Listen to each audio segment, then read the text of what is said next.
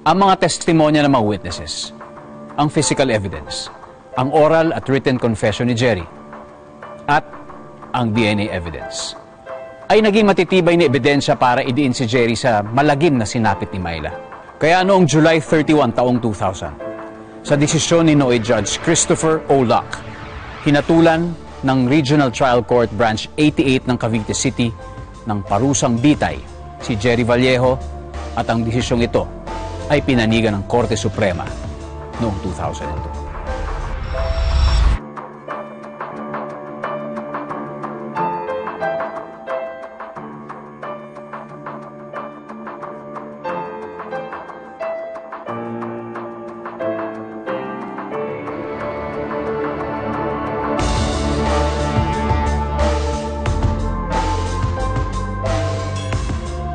Samantala, naging makasaysayan ang tinawag na isang landmark court case ang kaso laban kay Jerry Vallejo.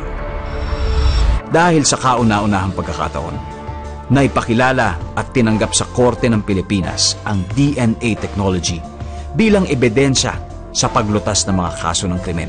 Naglabas ang Korte Suprema ng tuntunin na naglalaman ng wastong paraan sa pagkolekta ng samples ng DNA bago ito tanggapin bilang ebidensya sa korte. Tinawag nila itong Vallejo ruling.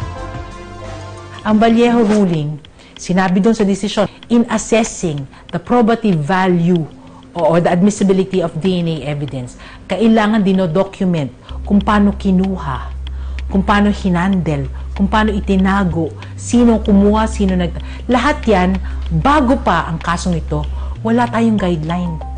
At itong Vallejo ruling, ang isang malaking basihan ng tinatawag nating Rule on DNA Evidence na na-promulgate 2007. Sige, nagkaroon nga tayo ng Vallejo ruling, nagkaroon tayo ng pag-improve sa justice system. Subalit, wag nating kalimutan na may isang batang ginahasa at isang batang pinatay. Ang nakukuha ko sa kasong ito is importance and urgency ng magagawa ng DNA forensic para hindi na patuloy na magkaroon ng mga taong katulad ng suspect na gumagahasa ng mga bata at pumapatay. Kung matutulungan natin ang tao bago pa sila umabot sa kasukdulang krimen na katulad na ito, mas maiging gawin natin bago pa kesa gawin natin ang DNA evidence para ma-prove ang krimen.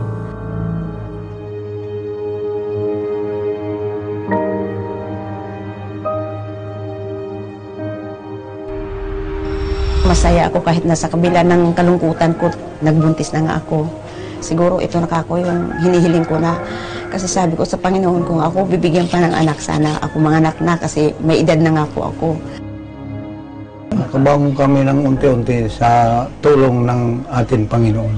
Kasi kung hindi tayong natulungan ng ating Panginoon, hindi kami rin magkakamayroong isang anak na kapalit sa Kanya.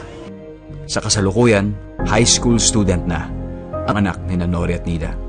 At dahil pilit rin itong iginagapang sa pag-aaral, gaya ng pagpupursige nila noon para kay Myla, may isang mensaheng iniwan si Nida para sa kanyang namayapang anghel na si Myla. Na huwag na lang pabayaan ang kapatid niya. Lagi niyang bantayan kaming lahat. Na parang anghel na laging nakabantay sa kapatid niya. Kasi siyempre po nag-aaral ang kapatid niya, laging umaalis, araw-araw yan. Siya yung maging angel guardian lang kanyang kapatid.